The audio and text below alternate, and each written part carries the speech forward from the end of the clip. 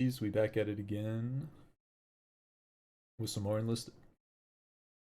Today we're going to be checking out, well, before I go into that, another day of easy, another day of pretty easy dailies, so that's cool.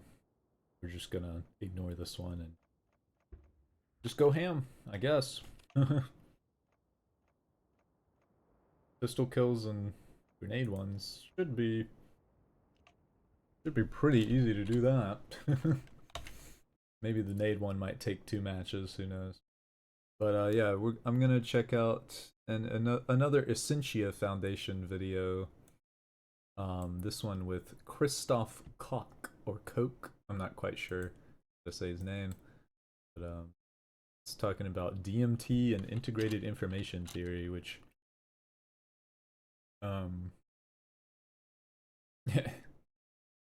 is fascinating. What if you're one of the world's most famous neuroscientists, having studied consciousness theoretically all of your life? And then you have this profound, transcendent experience. It felt like a near-death experience. In how many 3 seconds? breaths. My field of view started breaking up into hexagonals, black, and I couldn't take the 4th breath anymore because I was going down the black hole. Out of scientific curiosity, Christoph Koch took one of the most potent psychedelics on our planet, 5-MeO-DMT. I claim to be a student of consciousness, and here we have a technique that can rapidly and dramatically and sometimes transformatively change your experience of the world. Well, and I for sure want to experience it. I'm the universe. Is it true that I broke through some dissociative boundary that now suddenly enable this brain to access the universal mind? I sat down with Christoph Koch to talk about psychedelic experiences and integrated information theory, IIT. But we first had to get down to the basics of consciousness. There's no Turing test for consciousness. The problem of consciousness is not just what most people think, oh, you have to explain how anything can be conscious. That is the problem. But then you also have to explain in each case, why is the particular conscious experience the way it is? Yeah, that's interesting, yeah. Whether I'm on mushroom or angling, these are different experiences. You have to explain how I can have different experiences. Yeah.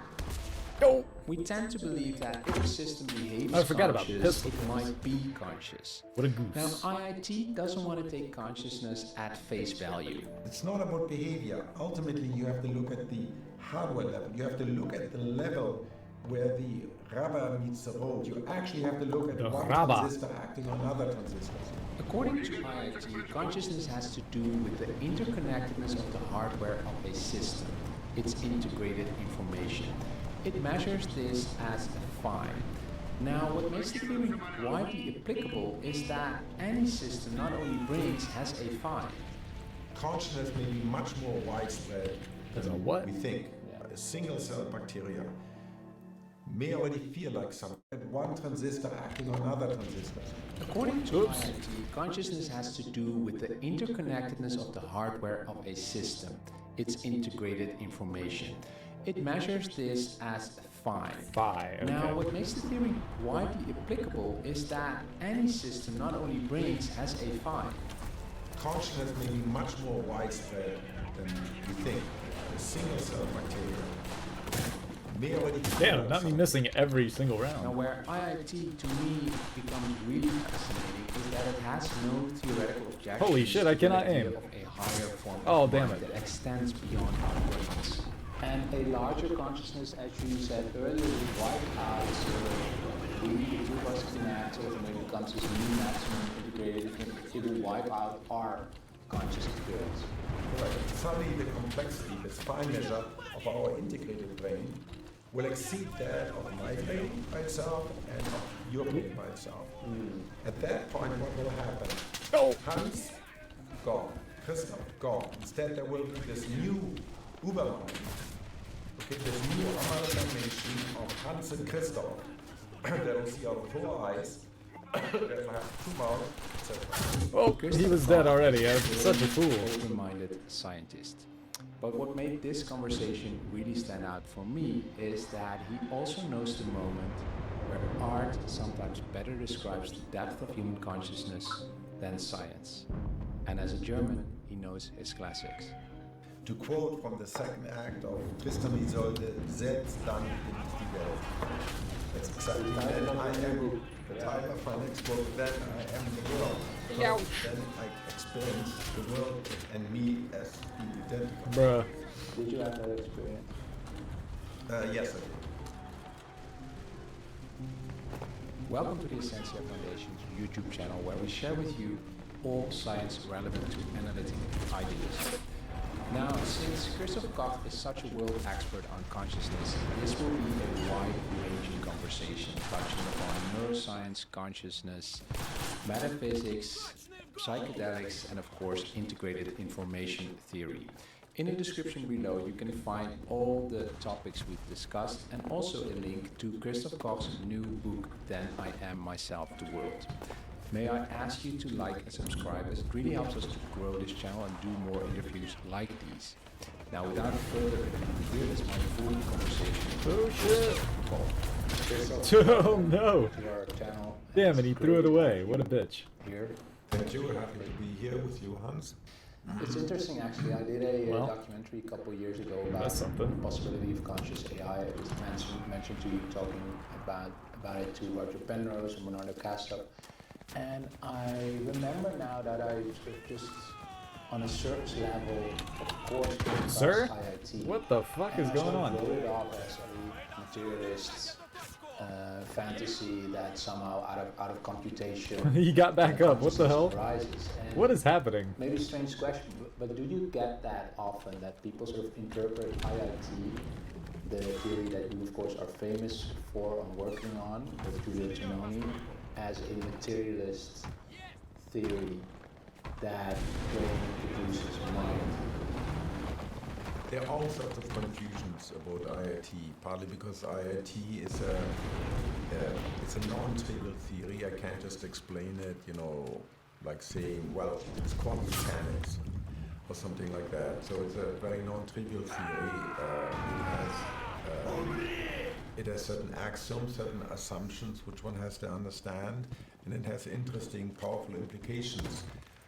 So it's not easy to understand, so that means that lots of people misunderstand it in all sorts of expected and always surprisingly very unexpected ways.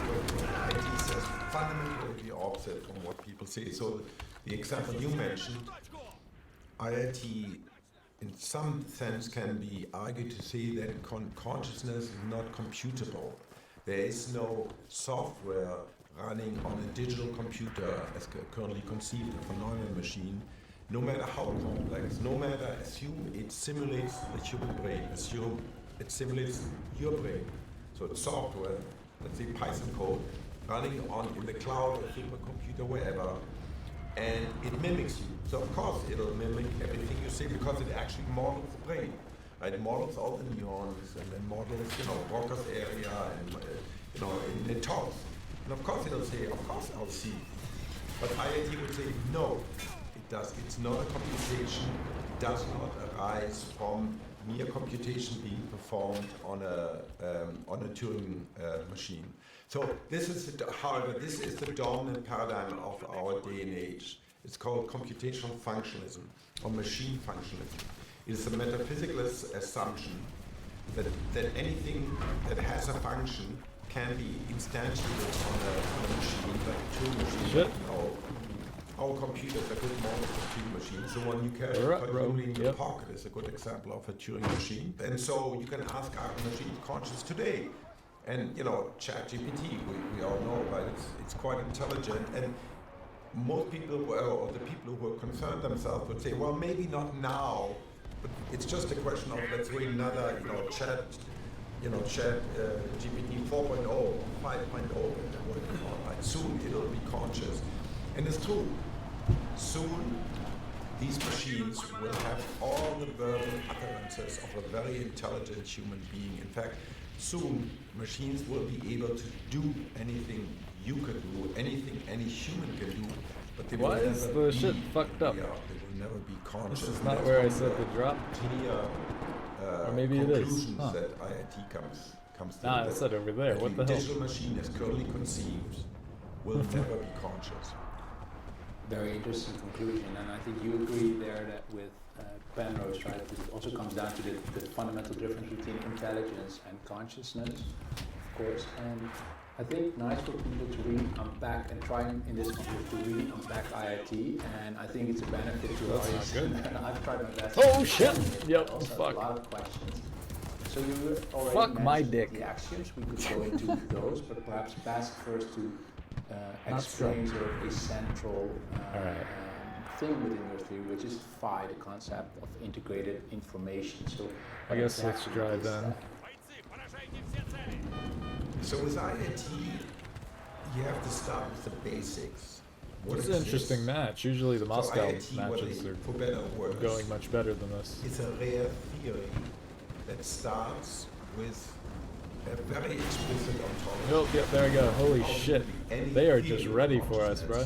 Now, in distinction of some, I have some idea what conscious is. Oh, it's quantum mechanics, it's 40 hertz, it's whatever it is.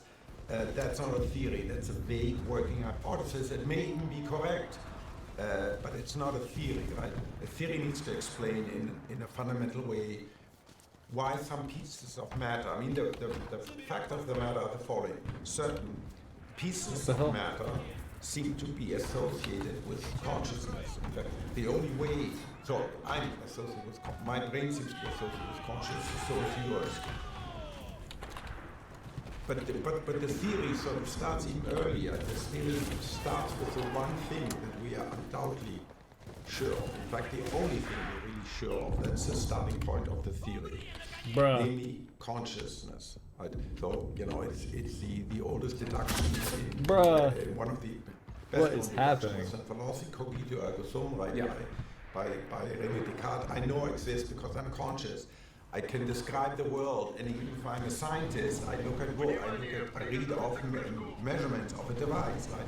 I read off numbers from a computer. So everything I do ultimately reverts back. It's a conscious experience. And so strictly the only thing I have direct acquaintance with are my conscious experience, then the way they feel, right? So this is what makes them special. They feel a particular way. When I'm in love, or when I'm angry, or when I'm in pain, those are all specific ways of feeling. And so the challenge is to explain how these feelings come about. Yeah. And so IIT starts, okay, these feelings exist, they exist for themselves. In other words, they don't depend on others. They don't depend on you or God or anything else. They exist intrinsically for me. And they have a particular structure. They are the way they are. I mean, right now, if I have a toothache, it feels like a very specific way. But it's also highly differentiated. It's different from every other possible experience I could be having. If I look at this visual experience, it's incredibly rich. There are all these objects there. There's left, right, up, down. There's in front, there's behind, there's you, you're nodding, you're moving, I can see your depth. There are all sorts of things in color. All of that has to be explained. It's also unitary. It's a single experience. It's not there's a left experience, and there's a right experience, and an up experience, and a lower experience, and an experience of sitting in a chair. It's all a single. It's all a single experience. And certain things are not in my experience. It's very definite. Right now, I don't feel my blood pressure. In fact, I never have conscious access to my blood pressure. But also right now, I don't experience pain. I don't experience ecstasy. It's a very particular thing. So there. Even a vague experience like a hunch, I walk inside a dark room and I know something is off. But even that is a very particular type of definite experience. So it starts with these fine observations of what any possible conscious experience of a human or an alien, of anyone, of a cat, dog. What is happening? And the claim is that any one conscious experience has to be of this character. And then it says, well, how can I put Where's my that fucking grenade? into some operational way that I can look at a system, at a mechanism, like my brain or like a computer chip, and ascertain whether this mechanism, where these neurons are on and those neurons are off, is explaining something. And for that, it goes back to the notion of what exists. And it says what exists ultimately is what has causal power upon others. Mm-hmm. Like in physics, we know something exists because, let's say, it attracts by gravitational force, or because it has electric charge, it attracts or it repels. So ultimately, anything exists, and this goes back to a comment by Plato, anything exists, and the measure of its existence, how much causal power it exerts upon others. And if it doesn't really exert causal powers upon others, then I don't need to bother with it. Yeah, then, maybe it exists, but if it has no way it can influence you're fucking anything, and nothing can influence it, well, why bother about it? Why worry about it? And so it looks at a specific thing like the brain, or a brain of an animal, or or it looks at a CPU of a computer or any other system, and it tries to study it by saying, okay, let me look at the different elements of this system, the neurons or the transistors, or whatever they may be, and how much, if I turn those two neurons on and those neurons off, how is that going to affect the system in the next step, and the next step, and the next step afterwards. And this, you can sort of formalize that in a formal definition of causal power. How much does this system has causal power to influence its own future, or to be influenced by its past? This is sort of, because sorry to interrupt, but this is important, right? This is intrinsic causal power. Intrinsic means the power the system has not upon others. That's external power, but upon itself. You take a system like this piece of cake, and this system doesn't have a lot of causal power upon itself because it doesn't really change. I mean, it will slowly fade away over the days, but otherwise it doesn't really do something. The danger of your mouth comes, it has no... Yeah, but that's external, exactly. Yeah, that's all extrinsic. Now, if I take a brain, or if I take an active computer chip, not one where the power's off, but one where it's active, you can see it's in a particular state, and then you can observe it as it transitions, as it does what it does, intrinsic to its own nature. Or I can look at your brain in principle. We do this all the time in the lab. We look at the brains of animals. In our case, we also get pieces of human brain from surgery. We study them, so you can see how things change. And so you can see to what extent is in one state deterministically always go into two other states, and from there it goes into one state or into four other states. So in each of these cases, I can compare sort of what's called I can compute the technical expression is the transition probability matrix, TPM, which essentially gives me a measure of causal power. How much does this system have the power to influence its own future and to be influenced by its recent past? And you can quantify that. So you can quantify it, and you can quantify it by this number called phi, so the Greek letter phi, which is a pure number. It's either 0 or it's positive. When it's 0, the system has effective no integrated information. So phi is this thing called integrated information. Yeah. It's not information in the Shannon sense. So information in the Shannon sense, when people say information and either disk or this thing has, a terabyte of memory, that's external memory. That's information in the Shannon sense. That's information that you send from a source through an OID channel through a sender, or you can store. Integrated information is information. It's not that Shannon type information. It's more how much does the system. It relates much more closer to causal power, to the ability of the system to influence itself, and also to its complexity. If you have systems that are very complex, it will tend to have a high phi, and if you have systems that are much simpler, it'll tend to have a low phi. If the system has a causal power of 0, if it's the phi of the intrinsic integrated information is 0, it strictly speaking does not exist as a system for itself. You can still consider it a system, but it's not. It's really, let's say, two parts that are put next to each other. They don't interact. So this system is totally independent from this system. You can treat them formally as a system, but you don't get any added value. So this system should really be considered as one half, as as two subsystems or as four. But that's important what you just said. It exists for itself. So phi means that it exists for itself. In right? some measure, the larger the phi, the more it exists for itself, the more it is one system, the more it is integrated. So that's a quantitative aspect of consciousness of a particular system. The qualitative aspect of the system, what we mean by, because I mean, if you think about what's the difference between me being in love and something like mass, okay, or weight or mass. So this cup has certain mass. I can quantify it. There's a number you can put on it. Right, and its weight is the mass, acting in a gravitational field like the planet Earth. Being in love is not a quantity. It doesn't have a, you can't say, I mean, no spatial dimensions. how big is it? How tall is it? How heavy is it? What temperature does my feeling have? No. It has a particular feeling, and it feels very different from being angry or from being, in pain or all of that state. So the theory says, well, you look at a particular system, like a brain, and you analyze the causal power that these various subcomponents have.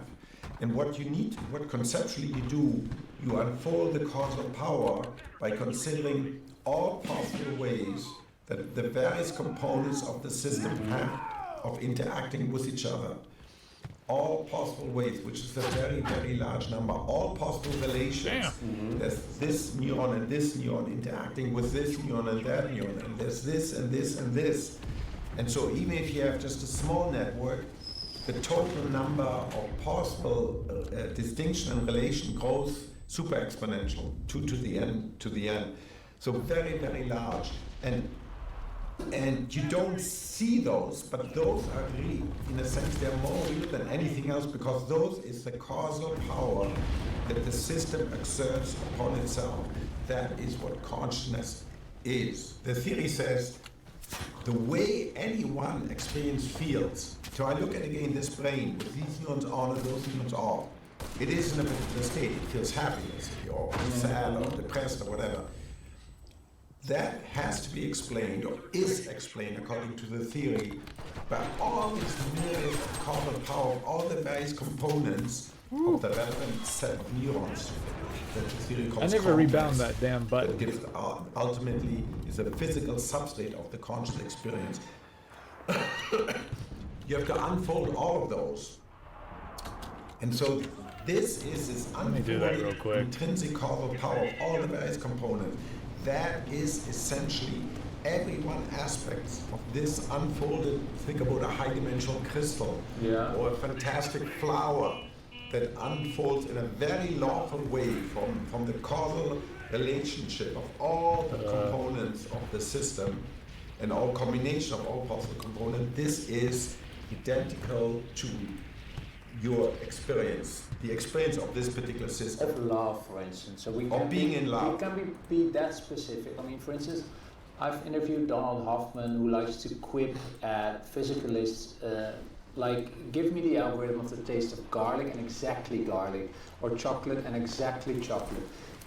Are you now saying that if we unfold this causal structure, that one day we might find it? It is identical. Shit. The claim of the theory is the causal structure maps one-to-one, perfectly, completely onto your conscious experience of garlic. So in other words, you look at my experience of garlic and I look at the unfolded causal structure, and one-to-one they map. There's nothing left over. There isn't a little bit of feeling here that isn't mapped here. Otherwise the theory would But the word mapping here is important as well, right? It's not identical, it's a map of, so it's a correlation. No, it's I don't know, no, it's not a correlation. It's totally, it's an identity. You fucking dick. It's sort of the central identity. It's an explanatory identity. Oh, I should have knifed them. What the fuck am I doing? I'm not making any claims about ontological identity. I find that a bit hard to understand. It's an explanatory identity. Take something simpler than garlic. Take space. No, empty space. Just space. Doesn't have to be filled with anything. It can be a blackboard, an empty blackboard, nothing written on it. Yeah. It already it's incredibly complex, because if you think about it, if you look at it, if you actually explore the phenomenology of space, this can be seen space, it can be heard space, it can be touch space. They're all the same. Yeah. There's neighborhood relationship, right? There's this neighborhood and this neighborhood, they overlap. There's distances, and with this is close by, this is farther away, this is farther away. There's left, there's right, there's up, there's down, there's point, there's light. It's incredibly complicated. All of that is inherent. If I even look at a total black sky, it's already very complex, filled with all this phenomenology. This has to be explained. And the theory in this simple example of phenomenology, What the of fuck? space, Come which is on. immensely rich. The People say, melee well, just it's easy didn't to work. describe, it's just empty. Yeah, but I'm it's easy suing. to describe for you because you have space and I have spatial perception. So of course it's easy to describe. Then you can summarize it, and they mistake the fact that I can talk to you because we are both conscious people with the word, well, it's just empty space. That's it. As compared, think about who's your great national painter? Rembrandt's. Peter Van Gogh. Bruegel. Let's look at Bruegel. Yes. Okay. Yeah. Beautiful, these very dense.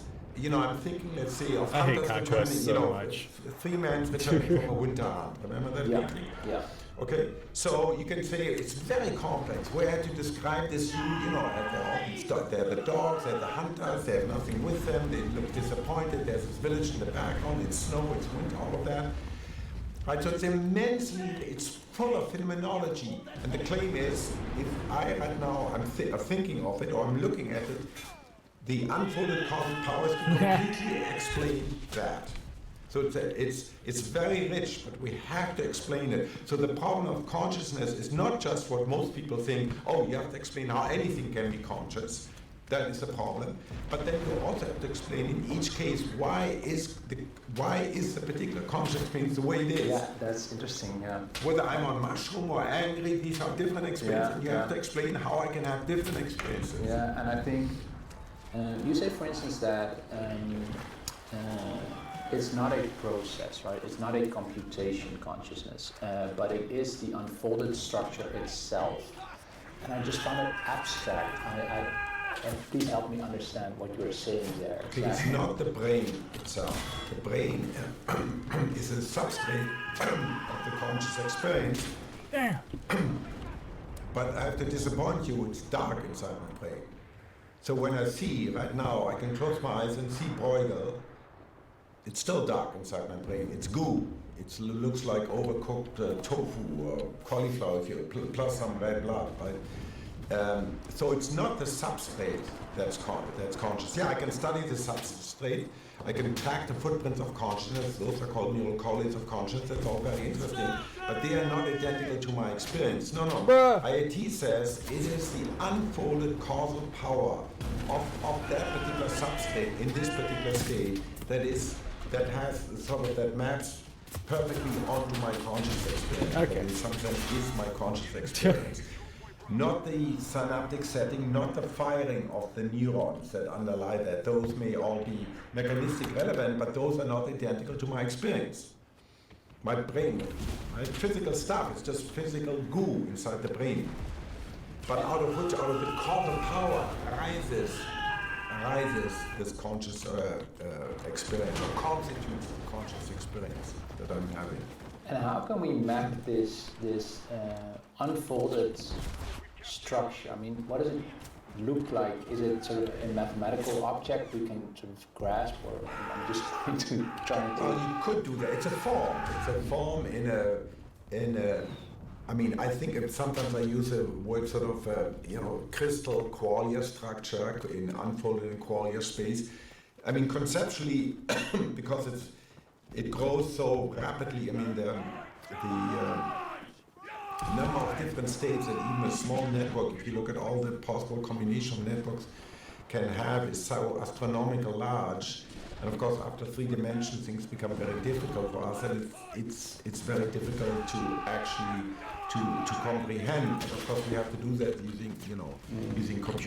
using machine learning and AI as tools to help us. But ultimately, the way to think about it It's a Shit, bro. mechanism Oh, I've already done it, which son of means a that bitch. they I am exert stupid. some Got call carried away, upon I each guess. other. Right? If those two neurons fire because they're connected to this neuron, then this neuron will fire, and this neuron will be depressed. And so I can measure each of these in principle. And out of all the combination of all these possible causal interactions, this is what my conscious experience is. But you can test it because you can, for example, systematically manipulate these conscious interactions with various techniques. You know, I can go inside with various fancy medical techniques or experimental techniques to turn these neurons on or off. And in principle, I can, in practice, in some simple cases, I can predict to see what will happen if I do this manipulation and that manipulation. And the theory should say, in principle, what will this do to the experience? And so you can ask the animal indirectly through an experiment, or the person directly, what do you observe? And for people to understand, let's take the example of an object, let's say our phone or my smartwatch. The T. The T, yeah. The teapot. Let's talk about the unfolded causal structure of the teapot versus our brain, and just to understand how this works in practice, applying IIT. Well, so you look at what's called the transition probability matrix. So you have a network, let's say 4 neurons, very simple, here, and they're connected in some way. Well, so in principle, I can write down a big logic, table. Yeah. So let's say these are just logical gates to make it even simpler, on off, either on or off, and they connect to these other logical gates. So in principle, I can write down if the system is 0, 0, 0, 1, or the system is 1, 1, 1, 1, what will be the next gate and the next gate after. So I can write down this transition probability matrix, and from that I can compute. It's perfectly ambiguous and unambiguous. In fact, there's Python code that anyone can download. Hey, but we got it. Yeah. It's very simple. There's no so it's very operational. It's an operational magic. It's an operational measure. It doesn't depend on any woo-woo. There's no magic here. There's no woo-woo. There's no neurons and transitions in molecules that sort of have a temperature or state. Well, all of this is made out of atoms and molecules. The difference here, there's no really intrinsic. It is in one state, right? It's this ceramic. It was burned to be. In fact, you don't want it to be malleable, right? And it wouldn't be a very useful teapot. So here, nothing's happening. It exists in one particular state and it's staying in this state. So that's way back here. interesting. This is not going to give you 5-0, 5-0, yes. for sure. Yeah. Yes. So unlike, for example, unlike some philosophies like panpsychism, they have the challenge: why isn't this conscious? If it's true that all atoms, whatever they may be, ultimately have a tiny itsy bitsy measure of consciousness, well, then you have, and this has a lot, admittedly, then you have to explain why this thing isn't conscious. Well, it's interesting though, because I think in your theory, IIT previously has been associated with panpsychism, right, by some people. Yes, because it shares some panpsychist intuition. For example, it shares the intuition that consciousness may be much more widespread than we think. Yeah. That even very simple system, very, very simple system, so for example, a bacteria, a single cell bacteria, may already feel like something. Now, what does it mean? A single cell bacteria has already, let's say, 10 million proteins of 1,000 different types. No one has ever simulated. There's people who attempt to simulate single bacteria, but no one has ever done it completely because we can't do it right now. It's already of vast complexity. Well, IIT would say, in principle, at least one has to look at it. Nobody has done it as far as I know. Look at all the myriad of interaction at the molecular scale, involving all the different, proteins interacting with each other. But my gut feeling tells me, there's some complexity there, and it may have a measure of 5, let's say 2, okay, or 2.25, whatever. So what does it mean? It doesn't mean it thinks about the weekend, or it's in love, or it's angry. But what it means, it may be something as simple as this versus that, something very simple. And once the bacteria, the walls dissolve, let's say because they get attacked by antibiotics, and the bacteria quote dies, then it doesn't feel like anything anymore. Yeah. And then you can look at things like, flies, the fruit fly that's been studied everywhere, or bees. They're much more complicated. Bee has 1 million neurons. You have 80 roughly 100,000 times more neurons. The bee is already a very complex object. Bee can recognize humans, they have a waggle dance, they can communicate with each other, amazing complexity. If you look at the bee, so the bee has a brain about the size of this.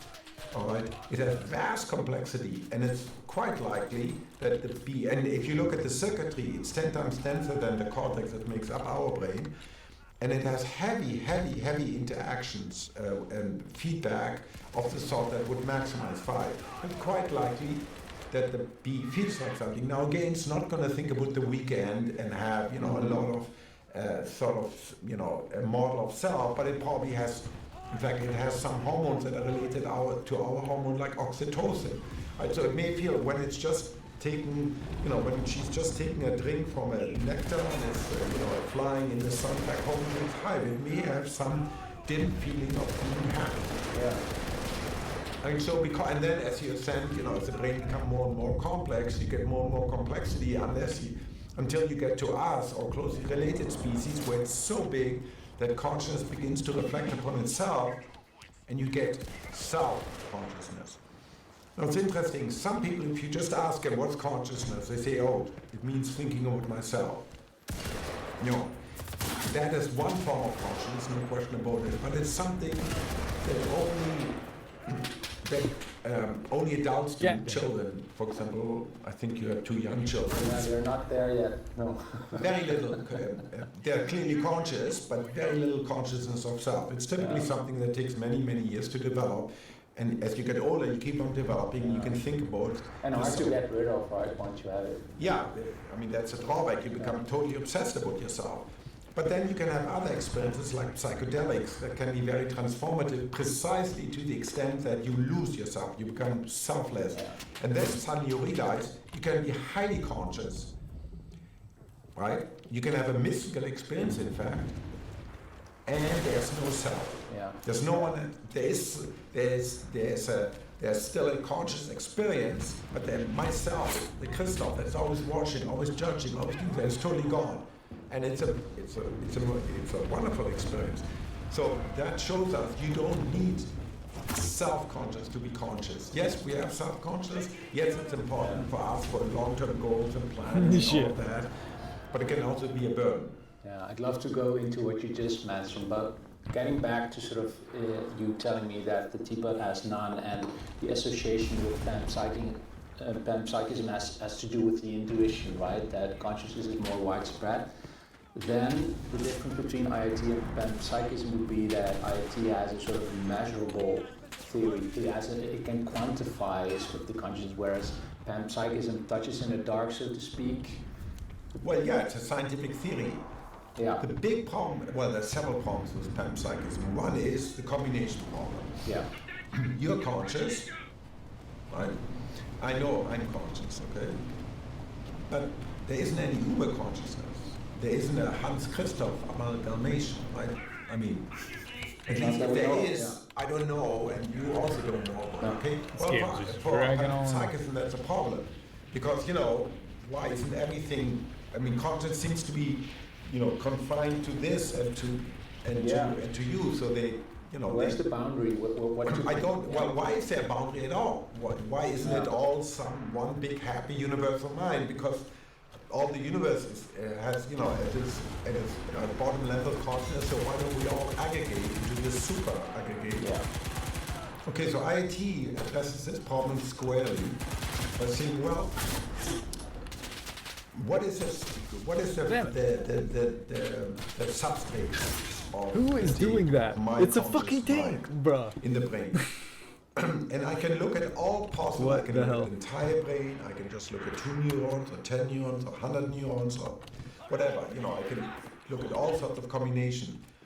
IoT says it comes out of the axiom, the only thing that exists for itself, which is what consciousness ultimately is the substrate that has maximum integrated information. That it's a maximum 5. So you look at all possible substrates here. You look at this and this and this and this, and then it is the one that constitutes the Christoph, me, my conscious mind, is the one that maximizes all of that. Now you have a similar thing going on in your brain, right? Yeah. You also are conscious, so IIT would say, well, it's the substrate in your brain that maximizes sort of the amount of complexity, if you want, the amount of intrinsic causal power. And were we to include both of our brains, of course we are causally interacting. You asked me a question at this point. But that interaction is dwarfed by the massive amount of interactions in my brain and within your brain. Yeah. And so if we consider, and of course, IT says, yeah, sure, you can consider the causal power of your brain and my brain and our bodies, that will be very low. Because it's not just a simple, you don't get complexity by just adding all the subcomponents. You have to look at all the possible interaction. And your brain and my brain interact much more slower than, let's say, my left brain and my right brain. You might know that there are 100 million fibers that link the two brains, called the corpus callosum, right? And that is vastly more causal power, vastly more interaction across that bridge that links the left and the right brain than across you and I. That's why I'm conscious and you're conscious, but there's no uber consciousness. I was trolled epic style. Experiment. You can do what's called brain bridging. Right, so in brain bridging, I now run wires. I mean, think about Neuralink. Elon Musk company, but 50 years we connect. We start connecting. So first I have a few wires that go from my visual cortex to your visual cortex and vice versa. Okay? So if I have a small number of neurons, what happens? Well, I will be able to see dimly at first what you see. So it's like, VR goggles, so I can see whatever I see, I'm conscious of, but then I see superimposed something, from your point of view. Is that all we really look like? We know that? No, we don't. This is what you would expect, because if I access my visual brain, it'll be the neurons that make up the form of what I see. They relate to that. And if it's same with auditory, with my smell, okay? But I'm still clearly Christoph, but I see these interesting patterns. That's how I look from the outside, and same with you. Now, I can add more and more wires. At some point, so this IIT calculus phi always asks at any given point in time for any set of mechanisms, you always look at the maximum. It's always the maximum that is the substrate, and the complex. And so you can always, conceptually you can always compute, okay, so my brain connected with the wires to your brain. Now if I add lots and lots and lots of wires, at some point, if I add one more wire, suddenly the complexity, this phi measure of our integrated brain, will exceed that of my brain by itself and of your brain by itself. At that point, what will happen? Hans, gone. Christoph, gone. Instead, there will be this new Ubermind, okay, this new amalgamation of Hans and Christoph that will see our 4 eyes, that will have 2 mouths, 4 limbs, etc. This is super interesting. Also, of course, I say this from an analytic idealist perspective, right? But the problem idealism has is, of course, when we have a universal mind, how to get to Christoph and Hans. So it would also, in it's only the opposite of the combination problem of panpsychism. Could this also be a mechanism, if mind is universal in how it dissociates itself? Could it work the other way around? Is there a form of decoupling that sort of... Split brain experiments. So these experiments were first done in Chicago in 1939 to ameliorate major epileptic discharge. When you start having a seizure here, and then it spreads across this corpus callosum into the other, and then people get the coma, the thrashing about. And so what surgeons first developed there is a radical procedure, first partial, and then in some cases complete contortion. So they cut all, to the brain. I thought he was a friendly. And then surgeons were at first surprised to not find major deficit. I've just cut the brain literally in half into 2 hemispheres. It's not falling out because it's still inside the skull. And they expected major effects. But once people get over the injury here, you talk to them and how are you doing? And they seem to be fine. And they seem to, they ask how do you see? Because suddenly you would expect So in us, like in most mammals, the left, what I get on my left side goes to the right brain, what I got from the right side goes to the left brain. People said, well, I should be blind, but people are not. But then it turns out if you do careful experiments that are well controlled, you get what's called the split brain syndrome, namely that if you give, let's say, something like an object like this into my left hand without me seeing it, and you ask me, what is it, Christoph? I say, well, it's one of those things. But if you give it to me on the right hand, I immediately say it's a phone. Why? Your language. Yeah, it turns out the brain that you talk to, the consciousness that you talk to is your linguistic dominant one. Most of it's the left hand. Yes. And so the right hand crosses over to the left. And so okay, I missed that. Let me run that back. It's one of those things. But if you give it to me on the right hand, I immediately say it's a phone. Why? Your language. Yeah, it turns out the brain that you talk to, they ask how do you see? Because suddenly you would expect, so in us, like in most mammals, the left, what I get on my left side goes to the right brain, what I got from the right side goes to the left brain. People said, well, I should be blind, but people are not. But then it turns out if you do careful experiments that are well controlled, you get what's called the split brain syndrome. Namely, that if you give, let's say, something like an object like this into my left hand without me seeing it, and you ask me, what is it, Christoph? I say, well, it's one of those things. But if you give it to me on the right hand, I immediately say it's a phone. Why? Your language.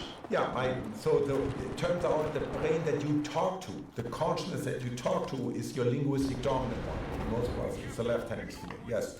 And so the right hand crosses over to the left, and so in my right hand, my visual, my talking, my linguistic brain has access to this information, say it's a phone. On the right hand, in the left hand, the information goes to the right hemisphere, but the left hemisphere knows that there's something there, but doesn't have any specific information. And so it turns out these people have massive problems, but they can compensate it by turning and you've got to remember there are two conscious minds in this one brain now.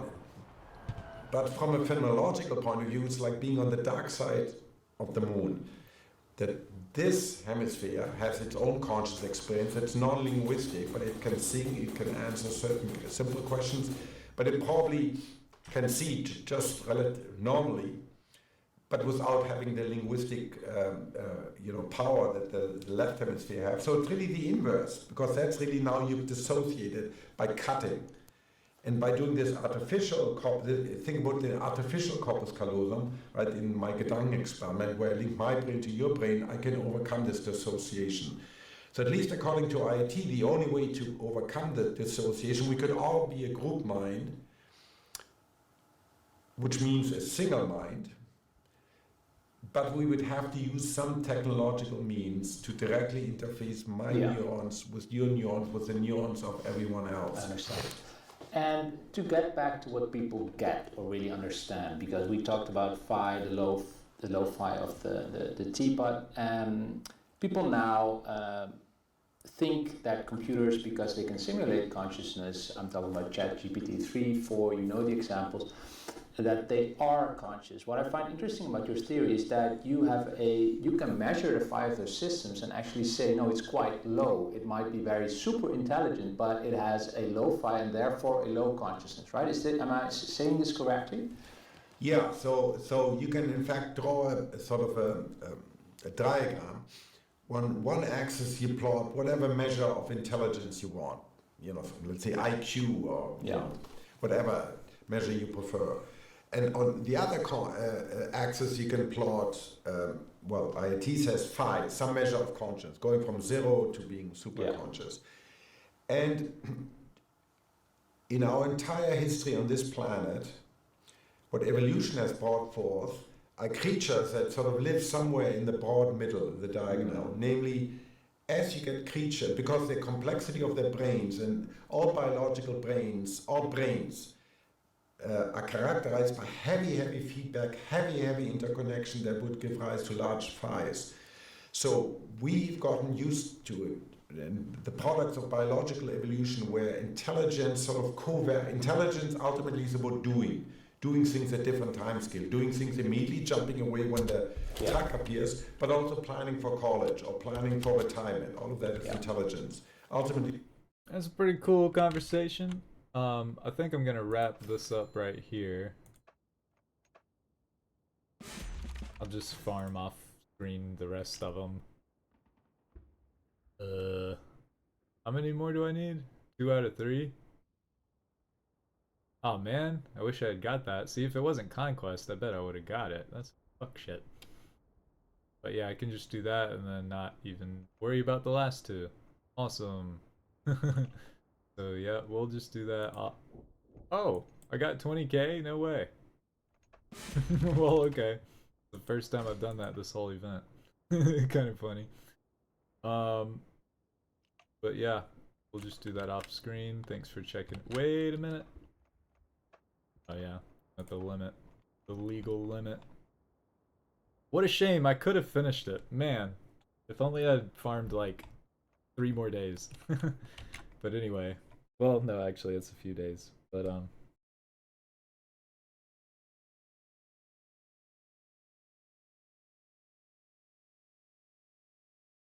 one sec.